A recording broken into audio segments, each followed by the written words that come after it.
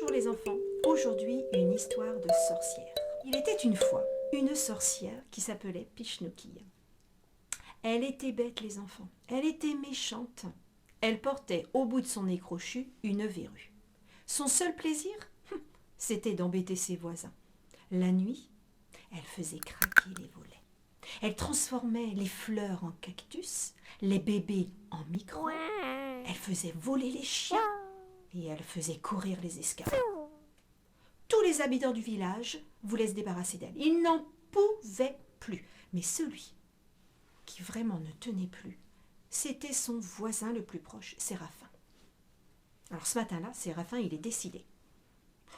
J'en ai marre, c'est décidé, je vais me débarrasser de cette sorcière.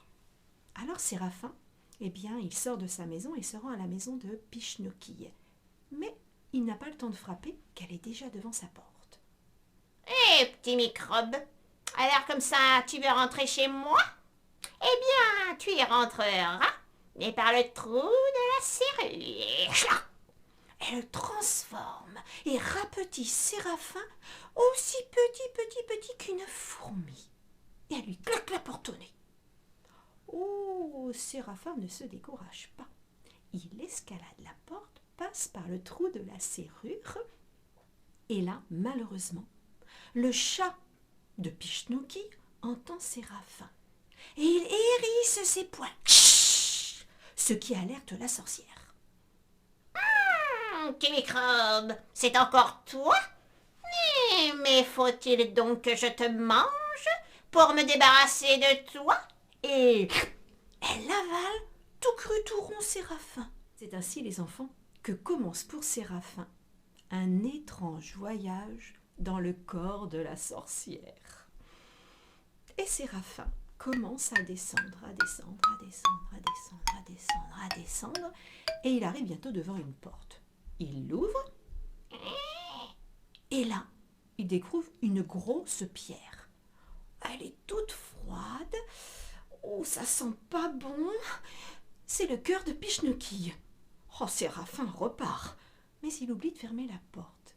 Ce qui fait, les enfants, que Pichnouki, elle éternue. Atchou! Atchou! Atchou! Bien fait pour toi, se dit Séraphin. Et Séraphin, courageux, remonte le long de la colonne vertébrale. Il remonte en chantant par le nez ou le chapeau, maudite sorcière, j'aurai ta peau. Par le nez ou le chapeau, maudite sorcière, j'aurai ta peau. Et là, il arrive devant une grande pièce dans laquelle il voit des tiroirs, les uns à côté des autres, les uns au-dessus des autres. Et sur ces tiroirs, il y a des étiquettes. Ah, ça donne une idée à Séraphin. Il arrache les étiquettes les unes après les autres, il les mélange et les recolle à son bon vouloir, un petit peu n'importe où. Ce qui fait que Pichnouki, au lieu de bâiller, elle aboie, au lieu de manger, elle saute, au lieu d'ouvrir les portes, elle se pince le nez. Bien fait pour toi, Pichnouki. Un peu plus loin, Séraphin découvre deux fenêtres. Deux fenêtres? Ah, ce sont les yeux de Pichnouki. Tiens, il y a deux ficelles à côté. Il tire sur les deux ficelles et là, les yeux de Pichnouki se mettent à loucher. Oh, oh, oh, oh. Bien fait pour toi, Pichnouki. Et Séraphin continue. Et là, il a envie quand même de sortir de ce corps parce qu'il fait froid, ça sent pas bon. Alors il se met à courir, il se met à courir. Ah, il sent un petit vent frais. Il court de plus en plus. Ah, il voit de la lumière. Il arrive et là. Ah, oh là là, il a failli tomber. Il est au bord d'un précipice. Oh, c'est l'oreille de Pichnouki. À ce moment-là, Pichnouki, tellement elle louche, se cogne contre un mur. Boum! Oh, ce qui fait tomber Séraphin. Il a juste le temps de s'accrocher au nez crochu de la sorcière et là, il essaye de ne pas tomber et il s'appuie sur la verrue et là, on entend.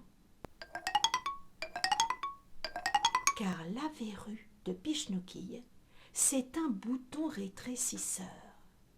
Et voilà Pichnouki qui rapetisse pour devenir aussi petite qu'une fourmi. Quant à lui, Séraphin, il grandit, grandit, grandit, grandit, grandit et reprend sa taille réelle.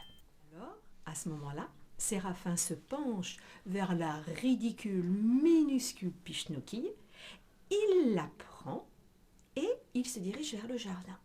Il la dépose près d'une chenille, puis il tourne le dos et il n'a pas le temps de faire un pas qu'il entend.